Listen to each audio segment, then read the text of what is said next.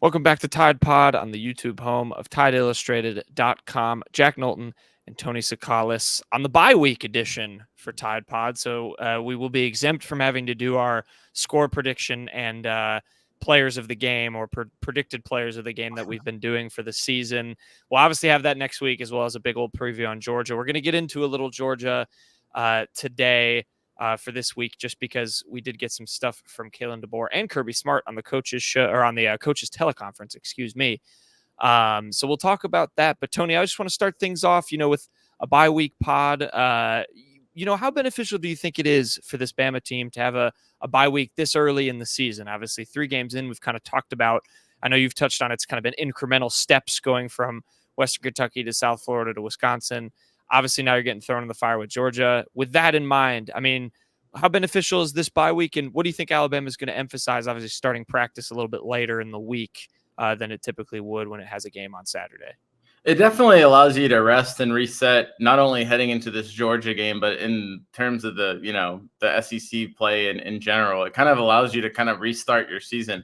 I mean, for Alabama, they got off to a good start to the season, but still, I think it allows you to kind of refocus, and it's going to get a lot harder from here. So kind of a chance to fix some of the mistakes from early. There's a lot of young players in this team, so it allows them to kind of like grow a little bit. And then at the same time, there's a few banged up players, not too much, but I think that does help Alabama as well. And then, I mean, I think, you'd want as much time to prepare for Georgia as possible. So between all of that, I think it comes at a good time. And I think this double bye situation is good for a team, especially a team that's learning a new coaching staff and stuff. So I think that it worked out pretty well for Alabama, and I think Alabama's in a relatively good spot heading into this Georgia game. Yeah, what maybe is something, and I think we talked about it on last show, but just something you'd want to, I guess, not necessarily see because we can't watch practice, but that you'd hope or be thinking based on their first 3 games that they're really going to place kind of an emphasis on. I know, Kane Womack said they haven't really shown the whole defense yet. Obviously, you'd think they'd do that against a team like Georgia. Some interesting stuff on the offensive line. What do you think the number one thing is that'll be kind of emphasized, in this kind of unique practice schedule this week? Yeah, I mean, I think you're still going to have to find creative ways on defense to affect the passer. You look, Carson Beck's the best passer that they've gone against, or that they will, I guess, go against. And, he's going to test the secondary. Now, it's good that they got to play him, 4 weeks into the season, or I guess 5 weeks into the season, instead of, in that first 3-game stretch. Because I think, some of these, your Xavier Browns, your Jalen Mbakwe's, they're a little bit more experienced. I think they got a little bit better grasp of the defense. But at the same time, you're going to want to try to protect those guys. You're going to want to get a lot of pressure on Alabama. So unique blitzing packages, I think that would be interesting to see if maybe they have some of that thrown in there. And then on offense, it's just you're going to have to be able to move the ball more consistently. You can't I don't think you're going to be able to score on 3 plays against Georgia. And if you are, you're not going to be able to do it multiple times. So if you're going to score some points against this team, I think you're going to have to move the ball consistently. I think you could look at maybe somebody like Kendrick Law as someone that I think can kind of help open up the offense. If you look at things that you haven't really done on offense yet, you haven't really gotten him involved, and he's a guy that whether it's end around, running the ball, whether it's screen passes, whether it's rollouts to with Milrow, and then kind of the thing I've been saying lately is they should do some of that stuff that I guess like 2013 Auburn did. I know our fans are not going to want to hear about 2013 Auburn, but I really like, and I think before I say this, I think Jalen Milrow is a better quarterback than Nick Marshall was. But at the same time, you've got a guy that's so dangerous with his legs.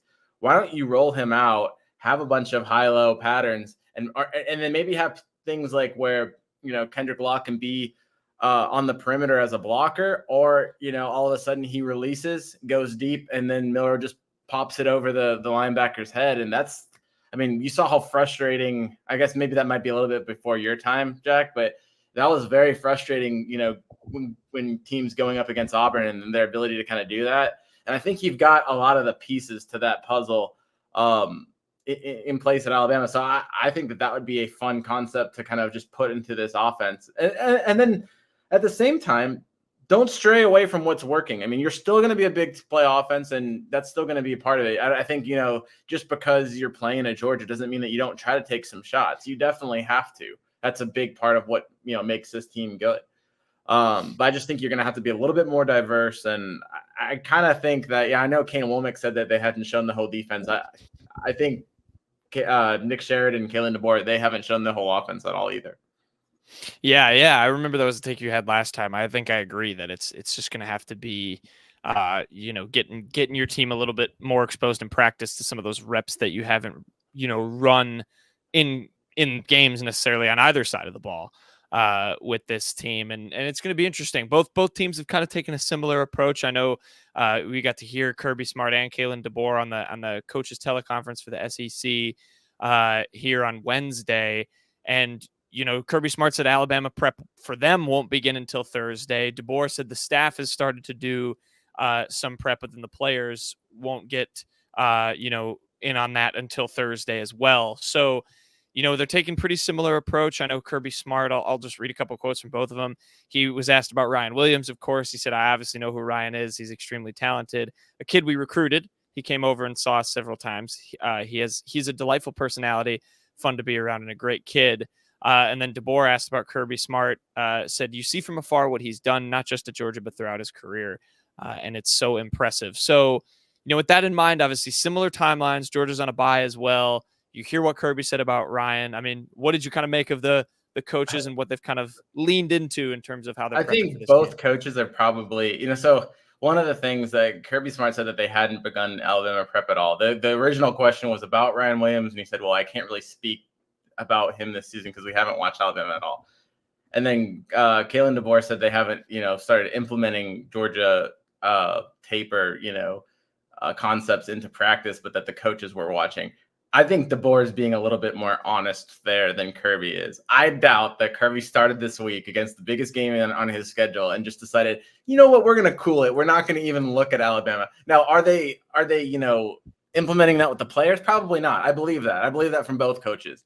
But the fact that, Kirby, with the staffs that Alabama has and the staffs that Georgia has, that nobody's looking at Alabama yet, I will never believe that. So I bet you both coaches have, started, and they've been chewing up some tape of the other teams. I do believe a lot of the stuff that Kirby Smart said and that Kalen DeBoer said, and that, you do have to focus on yourself a lot. It's not, you can't just spend 2 weeks just focusing on the Georgia game, because you lose out on so much of self-correcting. And we talked about that too, just at the beginning of the show.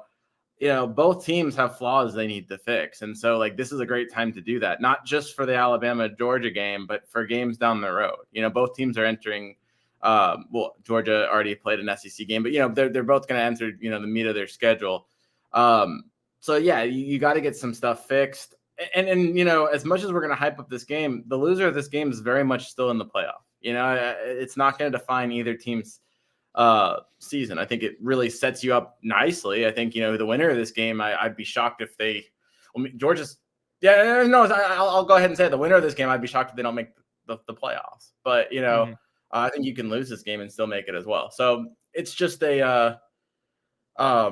I think both coaches are kind of trying to say the right things. And, but I bet you there's a little bit extra preparation heading into this one for sure. Definitely. I think, not trying to reveal too much, is a very real thing, whether it's in a press event or the teleconference or what have you. But yeah, both these coaches, it's kind of interesting. I like that it makes it a little bit of an even playing field too. The fact they both have a bye week, you don't have that extra. I'm sure, both Georgia and Alabama are probably relieved that they're not the team that has a little bit of extra film on them. There's all sorts of those games played. We know obviously Kirby has, kind of done that for years. And, we're going to get into some Georgia defensive statistics that I found in a minute, but talking about Ryan Williams, I mean, how big of a game just is this for him? I mean, we see the stats, he's outdoing guys like Julio, guys like Calvin Ridley, a lot of these Alabama receivers who were great as freshmen in their own right. And Ryan Williams has, exceeded their output somehow, even and somehow almost has overstated the hype or outperformed all the hype he got, if you can even believe that. But this is the first true test for him as well individually against a good disciplined Georgia defense with a lot of good DBs that are experienced. Kind of what are your maybe early expectations for him in a game like this? What's reasonable to expect of a true freshman going against Georgia? Yeah, I mean, like Ryan Williams is not only just, you know, exceeding, expectations of former Alabama players. I mean, he ranks fourth in the nation, averaging 28.5 yards per catch, and he has 10 catches. So it's not just like a small sample size. I mean, the fact that he has 285 yards and he has 4 touchdowns already. So I just, he's one of the best receivers in the nation. Not even just being a freshman of any class. And he's, I said it on the radio earlier today. I mean, he's a guy that I think he still has some physical, he needs to grow a little bit physically before he's ready for the NFL. But I think from a talent standpoint, I think he's ready right now. I think, he's a guy that you can just plug in talent wise in the NFL and he be able to make plays. Now, is he ready to go up against grown men at that level? Probably not, but like, he's not far off. I think he's not a freshman anymore. He doesn't play like one. And so I expect him to be a star in this game just because, I mean, I think he's one of the best receivers in college football. And, it's like, it seems unfair sometimes to say like, oh, he's going to play one of the best defenses and then just expect him to be this, great guy and not have any struggles. But I mean, I wouldn't expect the best receiver in the nation to have, or I have the expectations, I guess, for him as I would of any other elite receiver in the nation. So, yeah, he's a freshman, and maybe that will come with a growing pain here or there, throughout the year, or throughout the season. But I think the expectations, you just gotta throw them out the window for him because I think he can exceed anything that you put in front of him. Sometimes there just are great guys who just don't have those struggles. Like sometimes there's just people it clicks with right away. And I mean, if you had a Julio Jones with this kind of quarterback, I mean, Julio Jones, no offense to John Parker or Greg McElroy, but they weren't this kind of, Alabama didn't have this kind of offense. And I think if you would have put Julio Jones back then in this kind of offense, he'd be having even better numbers. So yeah, there are just some players that are absolutely special like that. Yeah. Yeah. And then Definitely. Ryan Williams is one of them. There's a lot of, I mean, this freshman class is just absolutely insane. Ohio State and Auburn and like just it's just like there might be 3 or 4 top 12, top 15 receivers in the draft in a couple of years. It's just it's that nuts. Yeah, you've got, I mean, again, probably not a good thing to mention to our fan base, but you got a guy like Cam Coleman at Auburn, Jeremiah Smith at Ohio State, Ryan Wingo at Texas, all true freshmen who've started and played, and Ryan Williams obviously is right there with them. So yeah, it'll be exciting just to see where these guys kind of end up. 2024 looking like it could be pretty special. Not only has Ryan Williams made explosive plays catching the ball, Tony, he's been pretty good as one of Alabama's takers. I know you wrote about this. The term is as Jamarcus Shepard likes to coin for his unit. Ryan Williams, he led Alabama against South Florida in run blocking grade from PFF. He had a 78.2. Jeremy Bernard, another wide receiver, of course, for the Crimson Tide, an 87.2 against the Badgers in run blocking. What's the deal? Why are these Alabama players putting such an emphasis on run blocking? I know there was a Kendrick Law block that went a little viral, him just running over Hunter Wooler on Wisconsin. And I know you wrote about it. What is Jamarcus Shepard's kind of goal there with his receivers being taking pride in the run blocking, the trench mob sort of play? Yeah, it's essential when you have a quarterback like Jalen Milroe, who you're going to roll out and run on the perimeter. You need those guys that can block. And so I think Alabama has to make that its identity because that's a huge strength that it has. So along with having a mobile quarterback and a guy that can really make plays on the perimeter, you have a group of receivers that can block for him. It's interesting. And one of the things I talked with Jamarcus Shepard about, last week was you look at Ryan Williams and he's not the biggest guy. And in none of these receivers, I mean, outside of Caleb Odom, really are huge guys. But the technique is there, the quickness is there, and it's not always the biggest or the strongest player that's the best blocker especially when it comes to the receiver position where it's all about positioning and knowing where you're supposed to be. And and effort and quickness, and I think Alabama has all those things, and they really got the unit to buy into that, and it's working. I mean, like, yeah, Jeremy Bernard and Ryan Williams have been the highest graded for PFF, but then you look at Kendrick. I mean, if you had to ask me who I would least rather go against, it's probably Kendrick Law. I mean, that guy just bullies people. If I don't know if there's like an impact rater on some of these blocks, but he would have the highest one. I mean, he just punished. I mean, to punish Hunter Waller like that. I mean, Hunter Waller's bigger than he. I mean, Hunter Waller's a big safety. He's almost a linebacker. So to just come in there and just bully him. I mean, it's just it shows. I mean, I know Kendrick. I know Kalen DeBoer said that Kendrick Law lifted like 400 pounds. It's believable. I mean, he's just bulldozering guys, and you have that, and then you're kind of able to combine it with his bowling ball quickness and stuff. He's a handful, and I think that's only going to help. And I know I mentioned the receivers, but I think you've seen some really good blocking from CJ Dupree, and then you've got Robbie Utes is a guy that's just he'll on one of the, I think Jalen Milroe's longest run of the one that where you saw the block from Kendrick Law. Robbie Utes is sitting there. He doesn't end up hitting a player until like 20 yards downfield, but he's playing lead blocker for Jalen Milroe, and he clears away for an extra 5 at the end. I mean, that takes a lot of effort too, just to be moving like that and to clear that lane. So it really is a group effort, and I think it's a big weapon. It's kind of an underrated weapon that Alabama has, because we all talk about the playmaking ability through the air through some of these guys, but it's the dirty work too, especially when you talk about building those consistent drives. That's going to be key. Yeah, so Alabama fans, when you watch those blocks happen now, that they're called takers. That's how Jamarcus Shepard characterizes and takers his in every regard. He doesn't like calling them receivers. They're takers when they go up and get the ball too. He just they just take. It's really emphasized in the blocks, right? Yeah, without a doubt. That's such a Jamarcus Shepard term. I mean, he's probably it is though. Yeah, he's probably been my favorite coach to talk to, and just been fired up, very much at his term. So yeah, keep an eye on the takers. Obviously, they'll need to make plays, catching the football, but how well they block could could dictate how well Alabama has success against this Georgia defense. Which we'll get into in a second, Tony. But I think on the bye, it feels good to take a step back. I wanted to take a look at our kind of a little bit of a consensus. We want to do top 3 Alabama players who we think have been the most impactful so far, and then 3 that we kind of want to see more from. We'll start with the most impactful. I'll let you just go if you want to go one at a time, or you want to knock out all 3. Who would you say has been among the most impactful players for Alabama through 3 weeks? I feel like we're gonna have the same. So let's have like a draft format. We'll do like maybe like. Oh, all right. We're gonna select them. All right. I just think that because I think we're gonna have the same 3. We were kind of talking before, and it's kind of obvious. So I feel like if we go back and forth, I feel like we'll address more players, right? All right. Go for it. All right. So I get to go first. I mean, the obvious pick here is Jalen Milroe. I mean, he's got 14 touchdowns.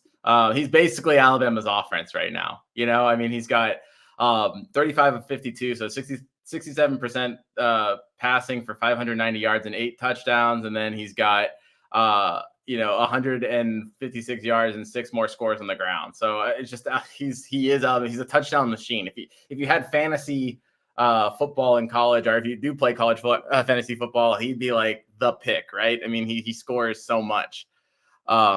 But yeah, I think I think Alabama is going to go as far as he takes them. So a lot of this, can he progress in certain areas? He's going to have to, because I think if he can, they're a title-winning team. But he's going to have to keep on growing, and I think that he's been pretty encouraging, and yes, a lot of it's been big plays, but nobody's been able to stop those big plays, and he is such an athlete, and it's going to be tough for anybody to stop them. So yeah, I mean, he's the biggest impact player in the team, no matter what. Yeah, I would agree with that. So that'll be your 1-1. That's a pretty darn good one, I think. So are we allowing? Can I take the same ones, or are we? You have to I have to pick someone. Okay. Is now off the board of this discussion, so you have to. Well, then I will take someone we've already talked to ad nauseum about, and it's got to be Ryan Williams. 10 catches, 285 yards. Like you said, he's averaging 28.5 yards a catch, 4 touchdowns through 3 games. I think has somehow, like I said, exceeded the expectations that were put upon him. I think he has already proven he's more than capable of making the transition to the college level. He's going to be a great wide receiver for Alabama for a long time. And obviously, the earlier they start doing these kinds of things, the better for Alabama fans, because, there may be an argument in a year that he could be playing on Sundays after his sophomore season, and Alabama gets to have him for 3. So, he's just been tremendous. I think when you talk about Jalen Milroe, I mean, he's hooked up with Ryan Williams. I'm already starting to think, I remember Jalen kind of hinted after media availability during fall camp, he kind of was asked, hey, have you kind of found your favorite target yet? And he hinted like, I'm not going to say I like all the guys, but I think I've maybe found someone who stands out. I think this is the guy. And I think it was as obvious as it was entering the season. He is tremendously talented, and I just love watching him play football. Yeah, I mean, he's just electric, and eventually, people are gonna try to maybe find a way to slow him down over the top, but it just seems like he just spawns downfield. He's such a smooth route runner too. That it's just, that's a good pick. I think I'll go on the defensive side of the ball. Maybe not like in terms of sacks and turnovers as much, but just as far as consistency and if we're going impact, I'm going to go with a guy that's just reliable every single week. It's Jahad Campbell, man. He can play he can come off the edge or he can come up the middle.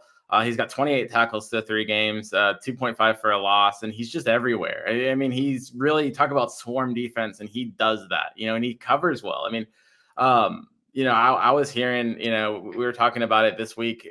You weren't in the, you're up in Wisconsin, but, back in the media room, we were all talking.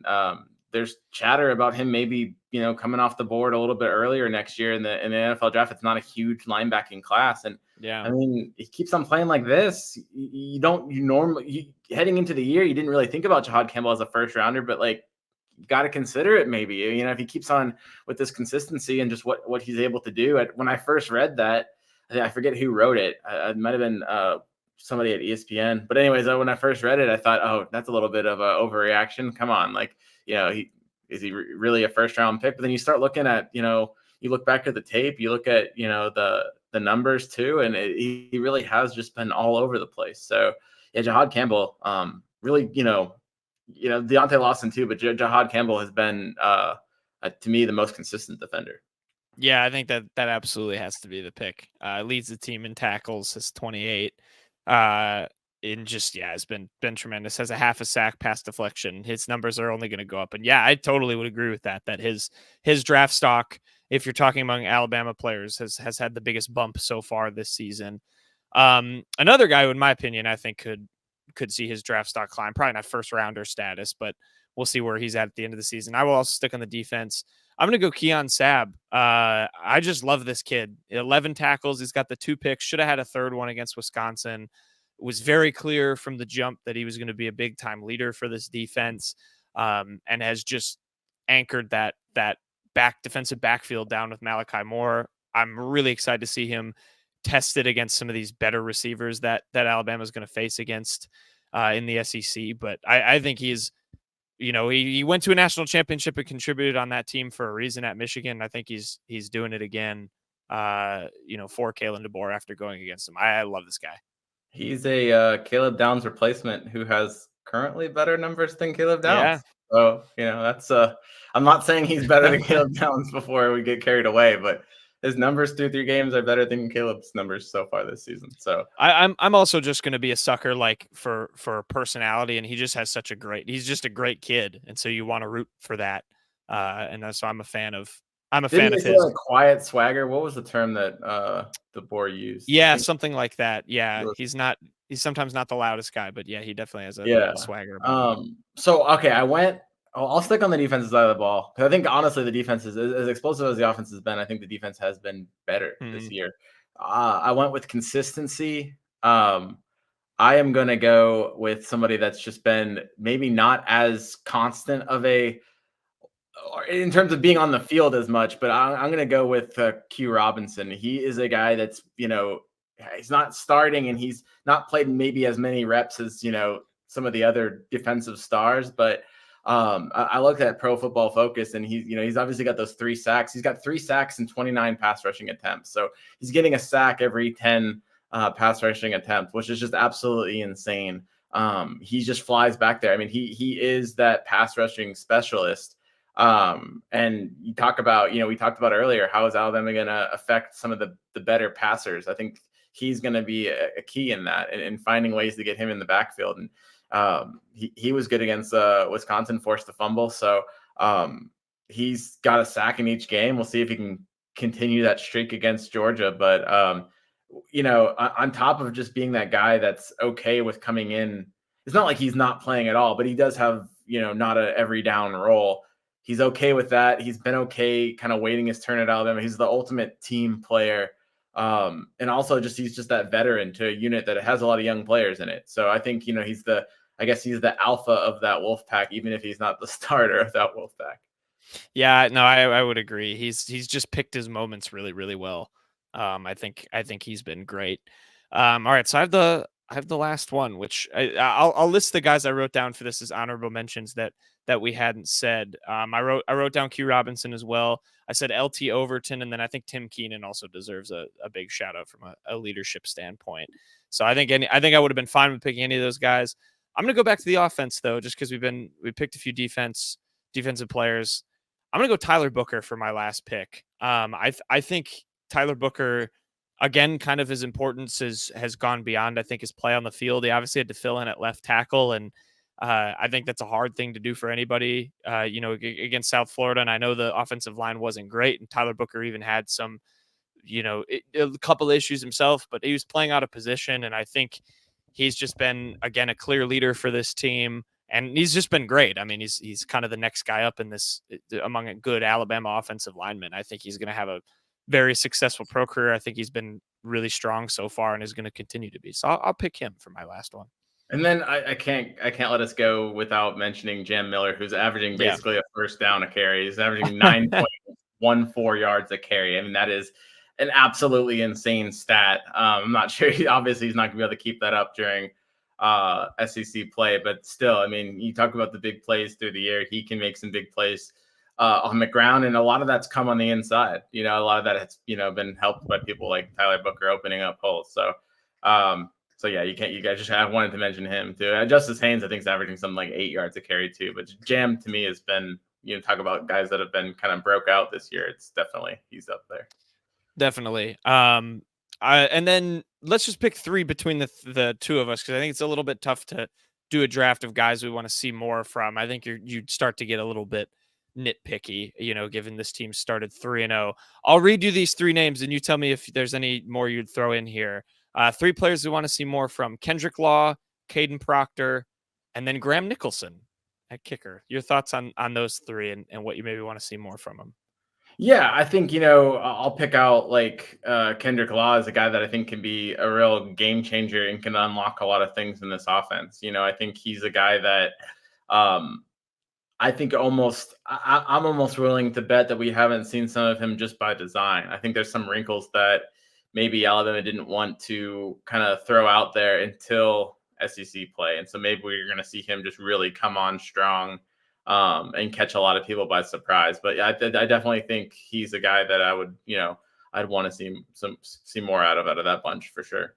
Yeah, I think he's got more that's going to happen. I just don't know. We talked about it last show. I just don't know how you can go the rest of this season. As good as Ryan Williams has been, as good as Jeremy's been at times, I don't know how you can go this whole year without kind of unleashing him, given the, what we see in the athletic traits. So I would agree. Any thoughts on what about Caden Proctor? I know again, kind of one. He looked great against Wisconsin. Yeah. It's just a matter of can he sustain that? Can he keep that up? I don't think he's gotten enough credit for just the performance he had against Wisconsin after missing the first 2 weeks of the season. He could have been a little rusty. No, he just came in there and was totally solid. But we'll see how he was against how he is against Georgia. That was one of his best games last year, was the Georgia game. So it's probably a big one for him to kind of go back and improve himself again against a defensive line like that. Yeah, it's a little tough. We won't be too mean either, because he was injured for the first 2 games. So, he gets a little bit of a pass from a consistency standpoint.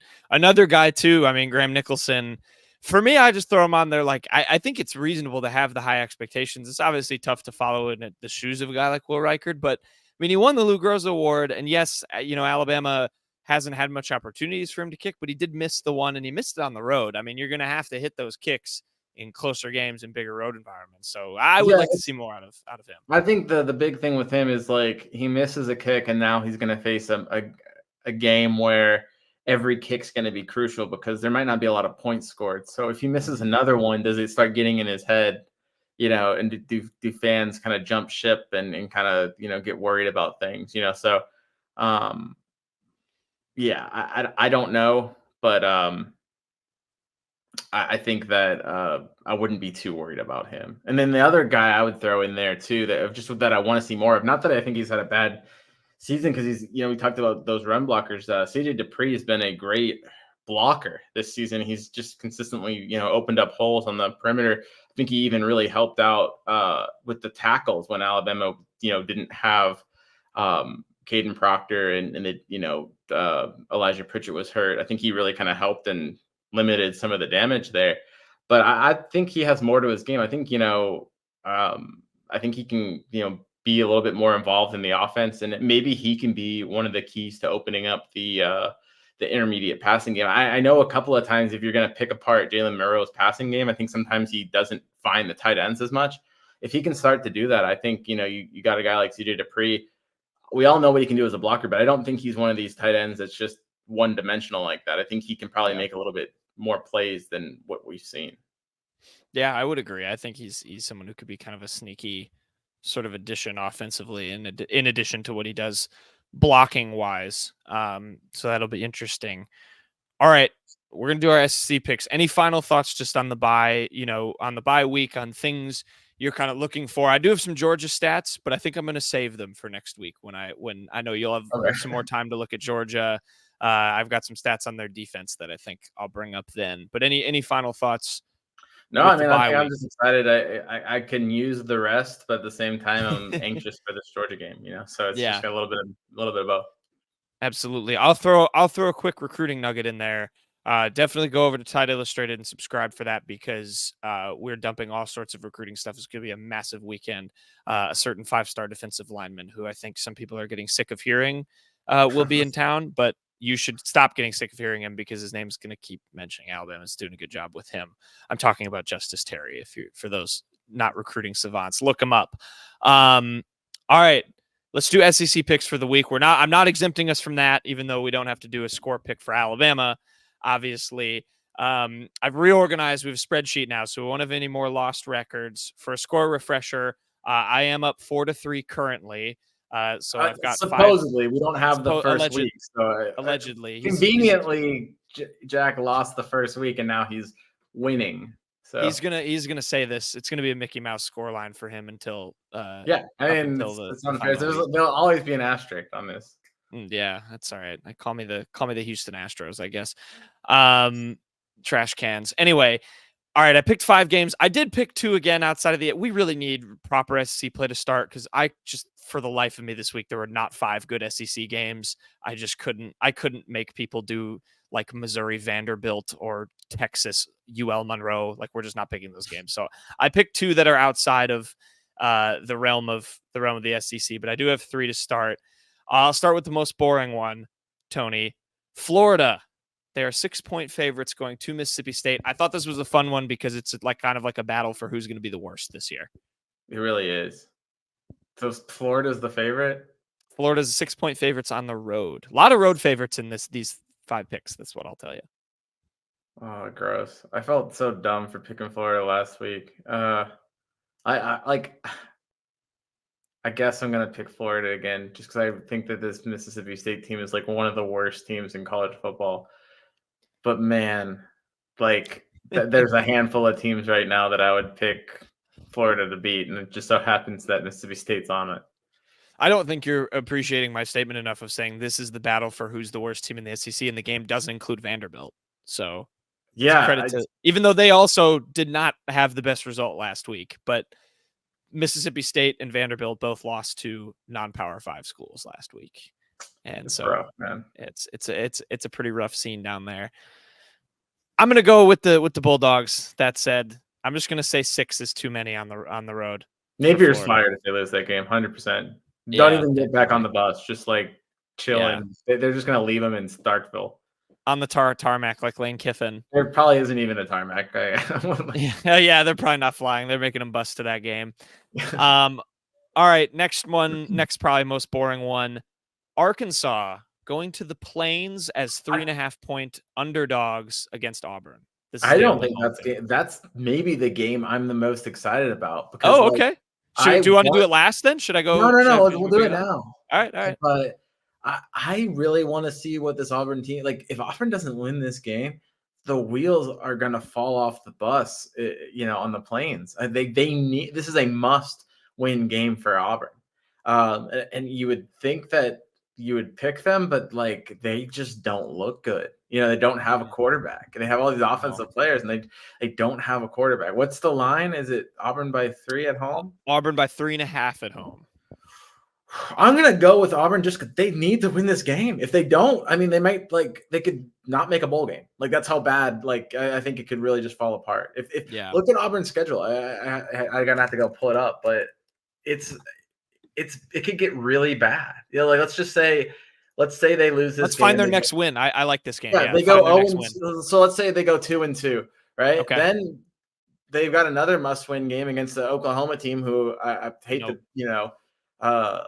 to give away my next pick, but is kind of be mad coming off a loss to Tennessee. And so, you could be 2-3. You got an automatic loss at Georgia, 2-4. I think an automatic loss at Missouri, 2-5. And then you still got at Kentucky, home against A&M, and at Alabama. And you're probably going to lose 2 out of 3 of those games. So like, what is that like? Is that even bowl eligible at that point? I mean, that's really it can get really bad if you don't win this Arkansas game. So it's tough. I think Auburn's going to win because they have to win. I do think that there's just enough talent on that team that something's going to have to work, but they got to find a quarterback. It's got to be the most frustrating thing for Auburn because the pieces you can see long term if they could get a quarterback that the pieces are there. But like the whole, I guess, key to it is making sure that it doesn't all fall apart until you can find that final piece. And so yeah, I guess I'll go Auburn there. Yeah, I just feel like Auburn's going to manage to eke out enough of a season to where they're going to find their QB in the transfer portal, and then we're going to be like, watch out. Like you said, I mean, there's talent there. I'm going to also go Auburn. I think Arkansas. This is also to me a big test for Arkansas because I think Talon Green, he's done some fun stuff. They pushed Oklahoma State to the brink on the road. They obviously have beaten the hell out of everyone else they've played. So they've I think a little bit exceeded their expectations too. But I don't know. I don't know if I'm a Talon Green believer. I definitely am not a whoever Auburn's putting out there believer. Yeah. It's just I don't know, but I think you're right. This is a fun matchup for like the worst reasons if you're a fan of both of these teams. Yeah, I mean, like one of these programs is going to burn to the ground after this game, exactly. Yeah. So that'll be worth watching from an outside perspective. I will go Auburn with you. All right, you mentioned it. I'm gonna do Tennessee Oklahoma last because that's the best SEC game of the week. So we'll go to the Big Ten next. Number 11 USC traveling as 5.5-point favorites to Michigan. On the road. I wish they would have played this game in like 2 months. Because I would have you just want to see the California team play in the cold. In the winter. It'll happen eventually. We all gotta be patient. Like a battle of overrated teams, Oh, okay. Not a Miller Moss guy. I'm not a Miller Moss guy, but I am going to be. What's the point spread again? 5.5 for USC. For USC on the road? USC is favored by 5.5 on the road. Oh, give me Michigan then. I think I told you a lot of road favorites. Yeah, give me Michigan then. I mean, like Michigan's got a solid defense. I'm not a huge Miller Moss believer. They could probably keep it close. Yeah. I'm gonna go Michigan. I think if it was just Michigan with the points, not Michigan outright. Yeah. I'm gonna go with USC, and I have a pretty stupid reason for why. But I'm gonna use it anyway. The other night I played a buddy in NCAA football 25, and we did the random teams, and I got USC. Zachariah Branch might be the most fun player I've ever used in that game to this point. I hope he scores 4 touchdowns. I am now a big fan of his because he was insanely fun to play with. I'm picking USC for that reason. Also because Michigan absolutely made me look like an idiot. I made myself look like an idiot with picking them over Texas. So I will go with the Trojans in this one. Also, we got to be different to make the point disparity a little bit. I will go USC. Is that our first disagreement? No, I picked Mississippi State. You picked Florida. Okay, yeah, so that's right. Yeah. So far. We're doing okay. All right, 4th game. Number 12, Utah. Again, 2-point favorites on the road at Oklahoma State. Stillwater, the darkest skies in America. Who do you got? Yeah, I don't know I'm if hammering Utah on this one. I think I don't believe. Yeah, I don't believe in Oklahoma State. The team Gundy ball. The team that almost lost to Arkansas, who we just talked about, is about to have its season blown up. So, yeah, give me Utah. I'm actually pretty confident with that. Man, I don't really know how to feel about either of these teams now. I was a really big Oklahoma State believer. Oh, my other fun fact about this game, you might have seen this on Twitter. The 2 quarterbacks in this game, Alan Bowman for Oklahoma State and Cam Rising for Utah, have an older 65 combined. Years old? Yeah, it's 49. They have a combined age older than, I think it's the Bears and I think the Colts play this weekend, and it's Caleb Williams and Anthony Richardson, and they're both younger. Their combined age is younger than these two, which is funny. So they're both very old. I'll stick with the Cowboys. I'll stick with Oklahoma State. I said they were my dark horse sleeper. They looked really bad against Arkansas. I got to stick with it. I will go Oklahoma State to cover at home. All right, last one. This is the big one in the SEC, and I'm really excited because this feels like, they always say, like, this is officially the start of week 1. Like, I think Alabama's real week 1 is next week. This feels like kind of the official start of week 1 in the actual SEC. Number 15, Oklahoma, 7-point underdogs to Tennessee coming in. The Vols have looked great, maybe the most trendiest team in the country from a playoff national championship dark horse perspective. Nico Iamaleava. I think I've learned how to say it finally. Who do you have? Are you already revealed? You got Tennessee in this one. I'm taking Tennessee. I didn't care if the spread could have been like 13.5. I think I'd take Tennessee. I think Tennessee is going to win by 2 touchdowns. I just don't think Oklahoma is that great. I'm also going Tennessee. Less a knock on Oklahoma. I'm buying this Vols team. I think this is going to be that might be a scarier game for Alabama than Georgia. That might be a crazy take. But you have a point because it is going to be in Knoxville. I mean, like, a lot of people are underestimating the fact that the Georgia game is going to be in Bryant-Denny Stadium. Right. That's going to help. Yeah. Yeah. No, I've got the Vols. I've projected the Tennessee game as a loss, in all my projected schedules. So I've been high on Tennessee. I think they're a really good team. That's going to be tough. Yeah, I realize Bama fans might not enjoy hearing that, but they are really, really good. I think you just need to if they beat this Oklahoma team by the score that you said, where it's like a 2-touchdown kind of win, because I don't think this Oklahoma team is fake. I think they are solid, but I don't think they have a defensive line. I don't think they're going to be able to block. To me, this game says more about Tennessee than it does about Oklahoma, unless Oklahoma wins. Okay, if that makes sense. Maybe it still says a lot about Tennessee. Maybe then it says we were too high on Tennessee if Oklahoma wins. But yeah, I like either way. Tennessee's going to win by 14 points anyway, so it doesn't matter. All right. So Tony's not even billing this as a good game. We're not going to get a thriller. I might even like not watch all of it. Like, I'm not confident. Yeah. You think it'll be that over? You think like third quarter they'll be up by? My best friend's from Oklahoma, so maybe I'm saying a little bit this just to razz him up, but like, yeah, I really don't think this is gonna be a good game. All right. I would rather watch the Auburn Arkansas game than this one. Wow. In terms of a closer game. Sure. You are a true SEC sicko, my friend, and I appreciate that. I appreciate that. All right. So yeah, we're both going Tennessee. We both went Auburn over Arkansas. Tony went with Florida. I went with Mississippi State. Tony went with USC. I went with Michigan. And Tony went with Utah. And I went with Oklahoma State. So those will be the games that decide it this week. We will be back probably on Monday or midweek. We'll figure that out for another pod, obviously, to preview and dive into Georgia and look at that game for Alabama. I'm very excited, counting down the days. It is nice to have a little bye, but it's truly just extra Georgia prep. Doesn't even really feel like a bye with the kind of game that's on the horizon. So, we will come at you, or we will come to you live with that. Go subscribe to Tide Illustrated. Subscribe to here. We got tons of good content. Like I said, recruiting, especially during the bye week, has been big. So go subscribe there. Subscribe here. We will see you next time.